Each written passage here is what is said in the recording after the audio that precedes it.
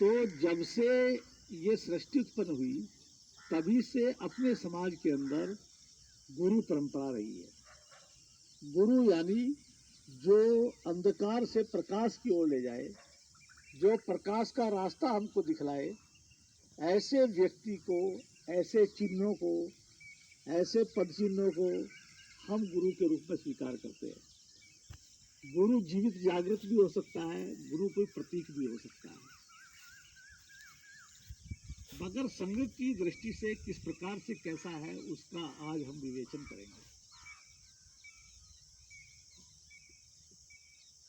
हम सब लोग जानते हैं कि महर्षि वेदव्यास हमारे आदि गुरु माने जाते हैं, जिन्होंने वेद का सरलीकरण करके हमें सिखाया वेद क्या है। ऐसे महर्षि वेदव्यास का आज जन्मदिन है, यानी वेदव्यास जयंती भी है, और इसी के साथ अपने हिंदू समाज की पुरातन सारी परंपराएं जुड़ी हुई है। पहले गुरुकुल की शिक्षा होती थी, गुरुकुलों में रहकर लोग सीखते थे और उसके बदले में गुरु की पूजा करते थे। गुरु पूर्णिमा के दिन एक दिन पूजा होती थी। संघ में ये परंपरा किस प्रकार से स्थापित हुई, इसलिए कुछ बहनें ऐसी बैठी हैं, कुछ भाई भी ऐसे रहे होंगे कि जिनको संघ के बारे में बहुत ज़्यादा जानकारी नहीं होगी। हम शाखा आते हैं निश्चित रूप से, मगर संघ के बारे में न्यून जानकारी है अभी अपने को, तो थोड़ी सी जानकारी देने का हम प्रयास करेंगे। 1857 का क्रांति युद्ध इस देश के अंदर हुआ। बहुत लोग जानते होंगे 1857 का गदर के रूप में जाना जाता है। अंग्रेजों ने उसको गदर का रूप दिया। उस क्रांति युद्ध के अंदर एक महापुरुष का प्रछन्न योगदान रहा। वो सामने तो नहीं आए, मगर पीछे से रहकर, पर्दे के पीछे से रहकर उन्होंने काम किया, और वो थे ऋषि दयानंद। ऋषि दयानंद ने 1857 के क्रांति युद्ध की पूरी योजना तैयार की थी। कमल और रोटी का चिन्ह रखा गया था, और उसमें क्या किया था कि एक समय पर, एक ही टाइम पर सब विदेशियों को मार दिया जाएगा और इस भारत भूमि को विदेशी दासता से मुक्त कर दी जाएगी। ऐसी सघन योजना बनाई थी, मगर कई बार अच्छे लोग भी अत्यंत उत्साह के कारण से गड़बड़ कर देते हैं। इसलिए संगठन की दृष्टि से अत्यंत उत्साह भी ठीक नहीं है। इसलिए कैसे किया कि मंगल पांडे नाम के क्रांतिकारी हुए, जिनको इतिहास में बड़ा मान से सम्मान दिया जाता है। उन्होंने वो 1-1.5 महीना पहले ही क्रांति युद्ध शुरू कर दिया, गुस्से में आकर। और कई बार व्यक्ति के मन में रहता है कि मैं शुरू करूं, ये काम मेरे से होना चाहिए, तो कहीं न कहीं हो सकता है अहमन्यता भी रही होगी कि मैं प्रसिद्ध हो जाऊंगा। तो इस दृष्टि को रखकर क्या होगा, या उन्होंने गुस्से में आके किया, मगर जो भी किया वो ठीक नहीं हुआ। 1-1.5 महीने पहले शुरू कर दिया तो सब जगह, कानपुर में क्या, झांसी में क्या, सब जगह क्रांति युद्ध शुरू हो गया, और अंग्रेजों को भनक तक नहीं थी। उस क्रांति युद्ध को उन्होंने दबा दिया, क्योंकि वो ऑर्गेनाइज नहीं था, नॉन ऑर्गेनाइज था। आज भी कई बार संघ की कार्यकर्ता कुछ ऐसे रहते हैं जो अपने को चमकाने के लिए कई बार जो है संघ की परिपाटी से हटकर काम करना शुरू कर देते हैं। ऐसे कार्यकर्ताओं से, ऐसे मंगल पांडों से हम लोगों को सावधान रहने की आवश्यकता है। मंगल पांडे के कारण से कितना बड़ा नुकसान हुआ आप समझिए कि 90 वर्ष बाद देश आजाद हुआ, और देश को कैसी आजादी मिली? खंडित आजादी मिली। उस वक्त अखंडित आजादी मिल रही थी, और 90 वर्ष पहले ही हमारा देश आजाद हो चुका होता 1857 में, और उस वक्त महर्षि दयानंद जैसे और श्रेष्ठ महापुरुषों का हमको सानिध्य मिलता। मगर एक व्यक्ति को अपने चमकाने की दृष्टि से या गलती से, और देश को, एक राष्ट्र जीवन को एक चीजें भुगतनी पड़ी। इसी प्रकार से स्वयंसेवक भी एक ऐसा जीव है कि उसकी गलती के कारण से राष्ट्र का नुकसान होता है। इसलिए ध्यान रखना चाहिए, हमारे जीवन को हर व्यक्ति समाज का देखता है, हमारा अपना जीवन कैसा है, हम लेन देन में ठीक है या नहीं, हमारा सुचितापूर्ण जीवन है या नहीं, और इसको देखकर ही व्यक्ति बदलता है। व्यक्ति के अंदर का जो परिवर्तन आता है, हम कितना बोल रहे हैं। इस देश के अंदर बड़े बड़े वक्ता हैं, संघ में ऐसे वक्ता नहीं होंगे, और बड़े बड़े गुणगान करने वाले हैं, बड़ी लच्छेदार बात करने वाले हैं, मगर समाज जीवन पर उनकी बातों का कोई असर पड़ रहा है क्या? नहीं असर पड़ रहा। उसका एकमेव कारण क्या है कि उनके जीवन में वो चीज नहीं है, और संघ की शाखाओं के द्वारा हम वो उसके जीवन के अंदर देने का प्रयास करते हैं।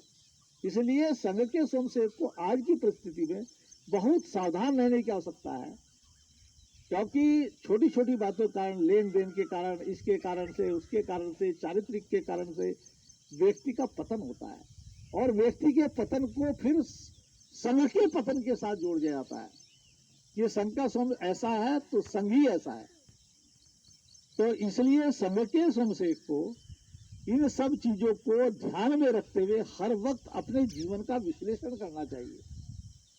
अपने जीवन का विश्लेषण करते हुए ही संघ जीवन जीना चाहिए, क्योंकि हमारे कारण से कहीं राष्ट्र का नुकसान न हो जाए, राष्ट्र का अहित न हो जाए, कहीं हम दूसरे मंगल पांडे न बन जाए।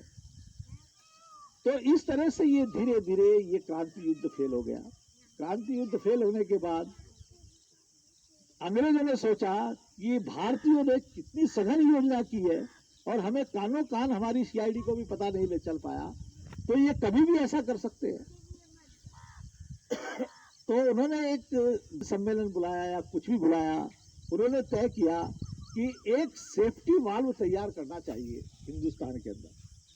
वो सेफ्टी वाल्व कैसा? जैसे प्रेशर कुकर के अंदर जब गैस अधिक हो जाती है तो सेफ्टी वाल्व क्या सीटी देता है? सीटी देता है, तो एक्सेस जो है वो निकल जाती है हवा। इसी प्रकार से हिंदू समाज की एक्सेस हवा कहीं हमको फाड़ने दे, हमारे शासन को खत्म न कर दे, इसलिए उसको हवा निकलने का एक रास्ता बनाना चाहिए। और उन्होंने वो रास्ता कौन सा बनाया, देखे कौन लोग जानते हैं? बहनों में से कोई बताएंगे कौन सा रास्ता था वो अंग्रेजों ने अपनाया? भाई लोगों में से कोई बताएंगे?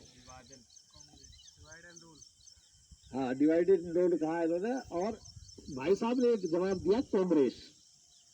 एक कांग्रेस नाम की संस्था का निर्माण किया गया।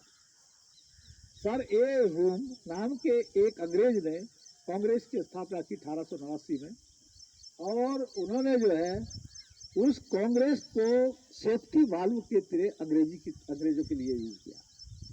कांग्रेस कभी भी भारतीयों के लिए नहीं बनी थी, वो दिखावे के लिए भारतीय संस्था थी, मगर वो अंग्रेज संस्था थी। वो अंग्रेजों के लिए बनी थी, अंग्रेजों की सेफ्टी के लिए बनी थी। अंग्रेज शासन बहुत दिनों तक इस देश के अंदर रह सके, इसलिए कांग्रेस का निर्माण हुआ। मगर उस समय के क्रांतिकारी आर्य समाजी, जो विशिष्ट रूप से आर्य समाजी जो उस वक्त आंदोलन में थे, वे उनके झांसे में आ गए। सारे का सारा आर्य समाज उसमें चला गया, ब्रह्म समाज उसमें चला गया, सब कांग्रेस में शामिल हो गए। और धीरे धीरे कांग्रेस ने जो है अपना स्वरूप दिखाना शुरू कर दिया, और उसने कहना शुरू किया कि हिंदू मुस्लिम एकता के द्वारा ही इस देश के अंदर शांति स्थापित हो सकती है, इस देश को आजादी प्राप्त हो सकती है। यानी उसने दिशा को मोड़ दिया। मगर तभी एक महापुरुष अवतरित हो गए। केशव के बालक केशव के रूप में नागपुर के अंदर उन्होंने जन्म लिया।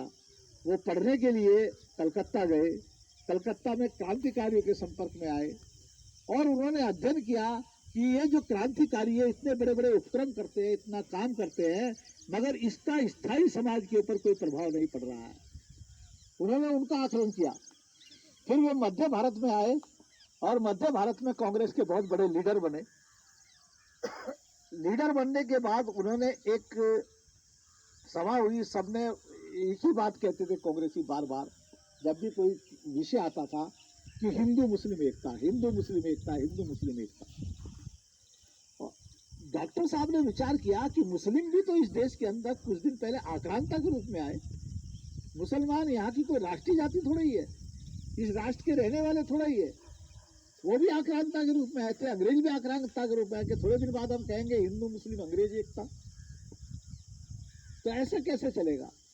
उन्होंने विचार किया, इस सनातन का विचार किया देश के, और विचार करने के बाद वो इस नतीजे पर पहुंचे कि हिंदू समाज यहाँ का राष्ट्रीय समाज है और इस हिंदू समाज को संगठित किए बिना और इस राष्ट्र की उन्नति असंभव है।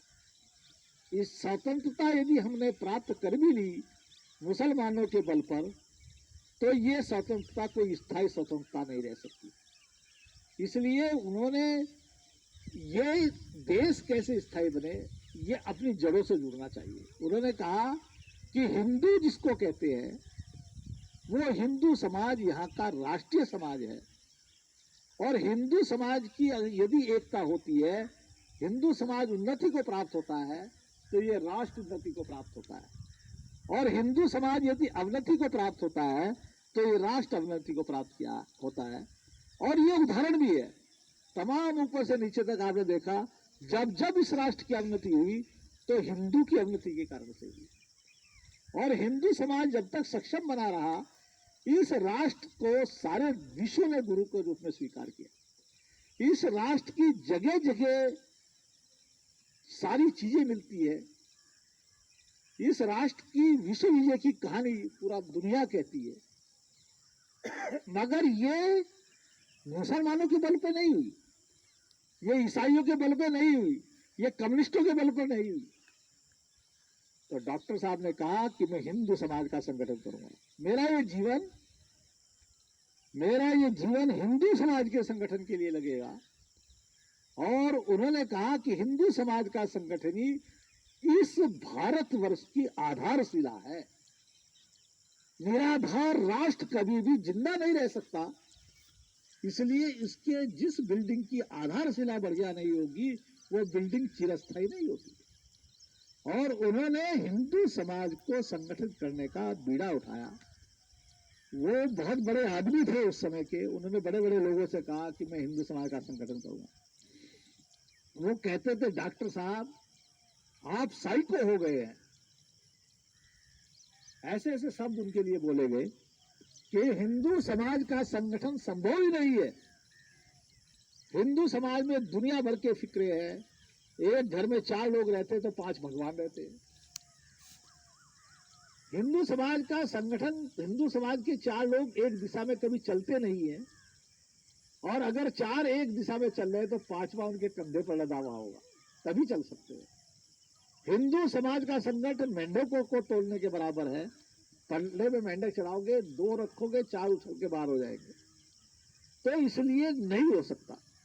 डॉक्टर साहब ने कहा, भाई इसके अलावा फिर कोई रास्ता भी नहीं है।